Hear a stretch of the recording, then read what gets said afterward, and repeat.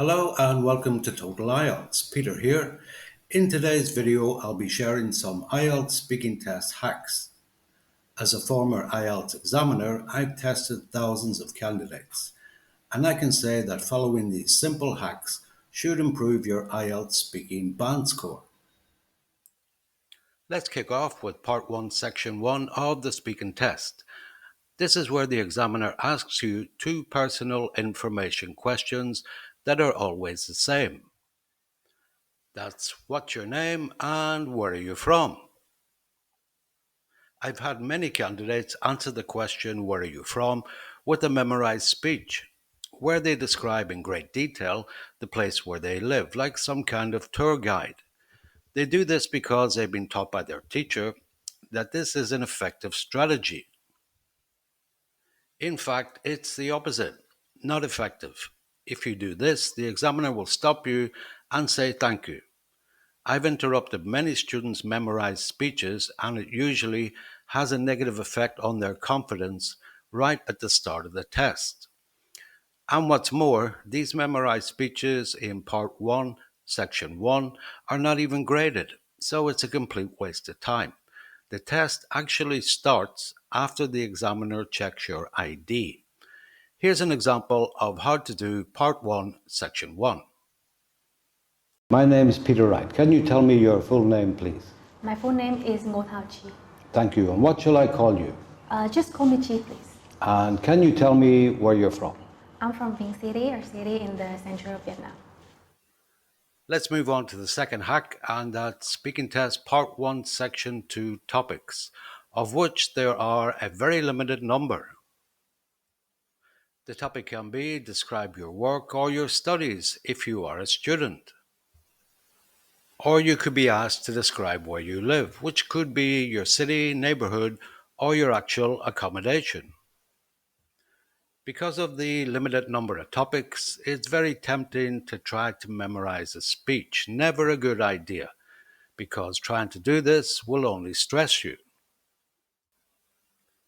So best thing to do here is to expand your vocabulary to cover this very limited number of topics. Let's move on to hack number 3, and this is for Part 1 of the speaking test, Section 3. First of all, there are dozens of possible topics you could be asked questions about. So don't waste your time trying to predict which one you're going to get or trying to memorize answers for a particular topic. Instead, let's focus on the types of questions you'll be asked here, and these are closed questions.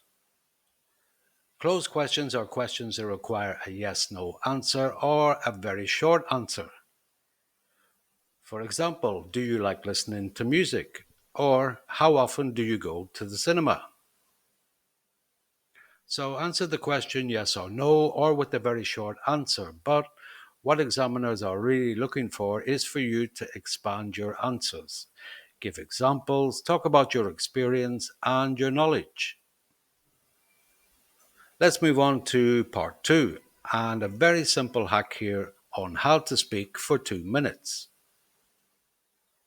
As we know in part 2, there are only 4 possible topics you could be asked about. And they are describe a person or a place, a thing, or a time, occasion. So after you've described the topic but still haven't spoken for 2 minutes, then simply describe a second one. So if your topic is describe a person you admire, then go ahead and describe the person. But if you still have time, describe a second one. For example, another person I admire is, and apply this to the other 3 topics. For example, another place I'd like to visit is, and a few more. Another gift I got was, and another time I forgot something was. This simple hack will keep you talking for more than 2 minutes.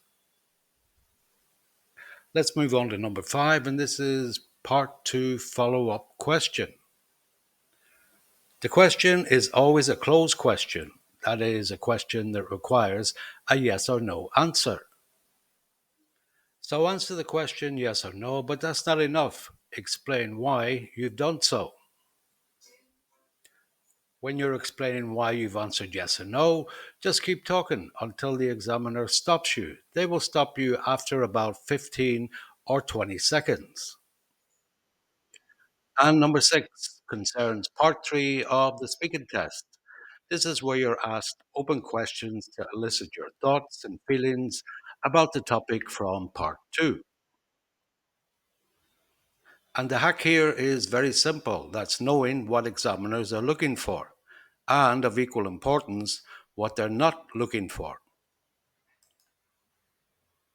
One thing examiners are not looking for is clever thoughts and original ideas in response to the questions. I met a lot of students who believed that if they gave original ideas and thoughts, that this would actually improve their band score. Well, this is just not true. There's no mention in the band descriptors about the intellectual quality of your answers. And students who try to do this usually overthink the questions and their answers, which in turn leads to hesitation. And as we all know, hesitation is penalized in fluency and coherence.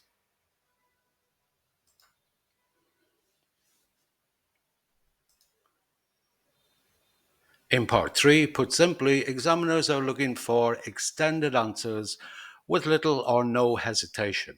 And extended here means that 2 or 3 sentences are not enough. And we will look at this more in the final hack. The 7th and final hack is on the topic of fluency and coherence. So how can you get a band 6.0 minimum in fluency and coherence? According to the Speaking Public Band descriptors, you must show a willingness to produce long turns. And that means 2 or 3 sentences are not enough.